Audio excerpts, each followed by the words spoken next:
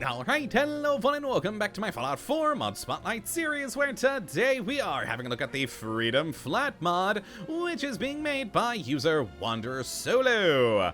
And what this glorious little piece of work looks to add into the game is a wonderful new player home for you to use. And it is quite wonderfully centrally located, just outside of Diamond City, as I mean, that is where we are standing. Now, more specifically, exactly where it is just opposite the square from Diamond City here in this lovely red brick building where you have a multi-level home with all the amenities you could need for you to use. And that is pretty great. So let's hop off this lamppost I clipped myself onto and head on in to the Freedom Flat. And it is a beautiful place. Now, when you first enter, you're going to be greeted by a pretty generic little lobby area, which is mainly there for you to grab the key over on the wall, which will give you access to the flat itself once you do go up the elevator. And when you do unlock the door to the flat, you are greeted by just a gorgeous loft-style apartment full of character with a great sort of ambience from the fireplace. It is wonderful. Now, the loft itself is split up into a couple of zones. So the first is, well, the downstairs lounge area, which, besides being a lounge for comfortable seating, is also where your kitchen is located for your cooking. Now, just off the lounge area, there's a set of doors that'll lead you to a very interesting grand staircase that'll take you down to the crafting zones, where the first one is a power armor station right at the bottom of the stairs, where there's also a very creepy Jangles the Moon Monkey. God, I hate that thing. But off of that room, you have a really weird kind of Revolutionary War shrine. It looks awesome, but kind of weird in my opinion. And off of there, you've got two rooms. One is a main workshop room where you have all of your various crafting stations, including the robot one, which is pretty darn cool there. And the other area off of the weird shrine is a gym, so you can keep in shape. And that's, well, that's pretty darn neat. Now, if we head back on upstairs, above the lounge area is your bedroom in the upstairs loft. And it is a gorgeous place with everything you need, including, well, of course, a bed. It is a bedroom. And even a computer gaming desk, which is kind of cool. We'll take a bit more close of a look at that in a moment. And, of course, off of there, you have a lovely bathroom for you to enjoy, with a really big tub for you to soak in after a long day of adventuring in the Commonwealth. And also in the bedroom, there is a stair, or well, rather a ladder, that will take you on up to the roof access, where it's just a nice little place where you can take a seat, lounge, and enjoy the view of the downtown Fens, which is always nice. Let's take a little bit more of a detailed look at things, starting, of course, in the lobby area, which all in all is a pretty basic little lobby. Love the giant boat painting, always great to have. We do have some seating here with the couch and a terminal that you can use. Has nothing on it though, so you can just load in some holotapes if you so desire. And again, like I mentioned earlier, we do have the key right here on the wall. Now then, we just need to take the elevator on up to our glorious new flat, which I should mention while we're riding the elevator up that there are some prerequisites for this to work. Now, there's no mod prerequisites, but there are DLCs. You need all of the DLCs, every single one of them, for this to function, because it uses a lot of props from, well, all of them. Now, back to the detailed look. I love this entrance. It's kind of strange because we go from, well, downtown apartment building suddenly to Colonial Bastille? I don't understand it, but I love it. It just looks so cool.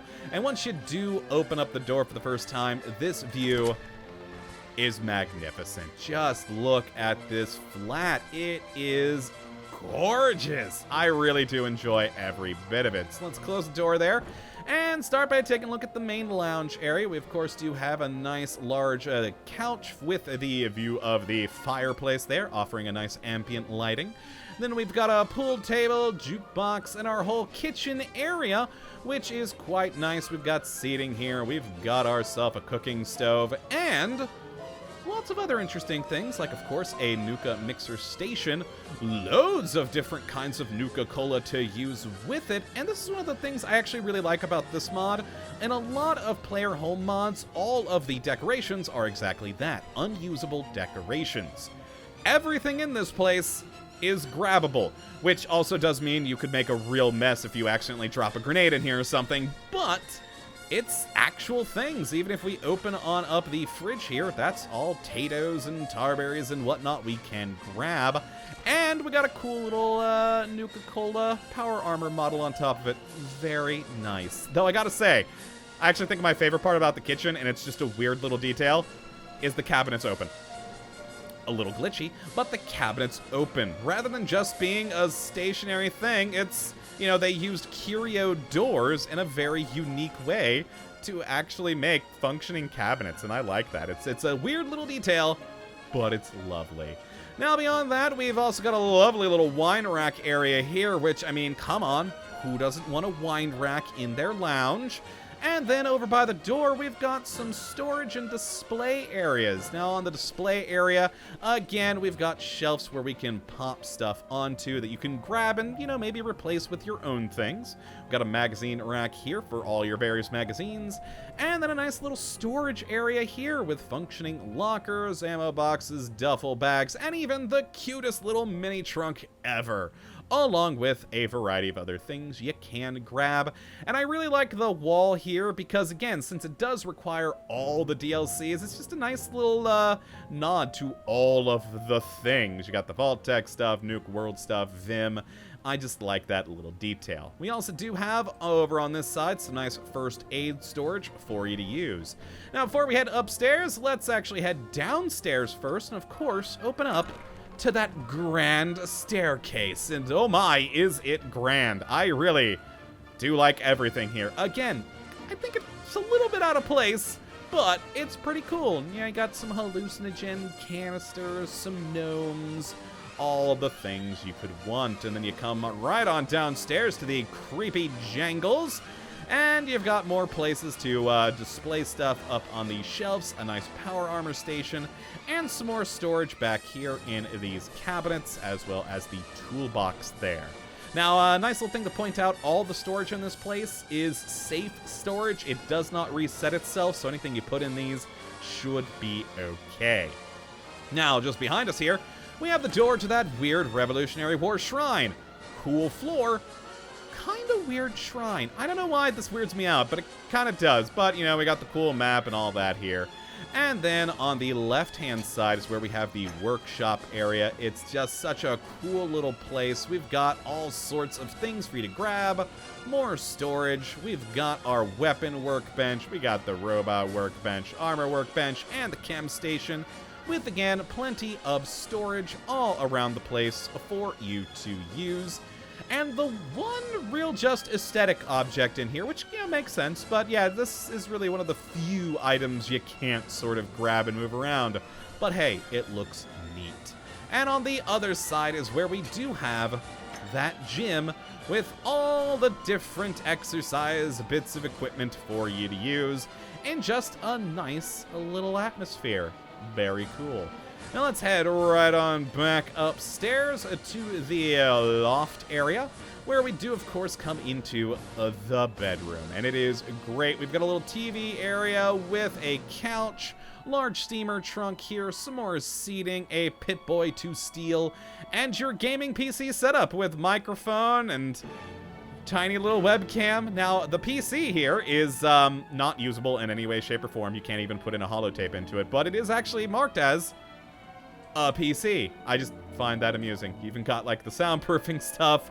Loads of little statues up there of people, which is pretty cool. And then, of course, the bed with a chaise lounge, some more storage here, loads of other things, like the lunchbox there on the shelves. You could put stuff, move around the models, another magazine rack, more glorious storage, and then our bathroom. I actually like the outhouse door that was used here because you can kind of see the cool sort of sci-fi almost glow through it. And then boom, you're in the bathroom. Where you got shower, sink, you know, full laundry suite, and of course, a lovely large bath. It is beautiful. And finally ending on the roof access over to the on top of the building, overlooking the fens, which is a pretty basic area, by far the most basic of all of the different zones of this home, where you've really just got some generic seating. There is a fridge out there, but, you know, it's pretty basic, but there is some nice lights. There is a beautiful view of the fens and of Diamond City, and all in all is a lovely place to unwind after a long day of doing everyone's things and solving everyone's problems in the Commonwealth. There we go. As you can see, we finally loaded in. We've got a couch, chair. We've got the refrigerator there.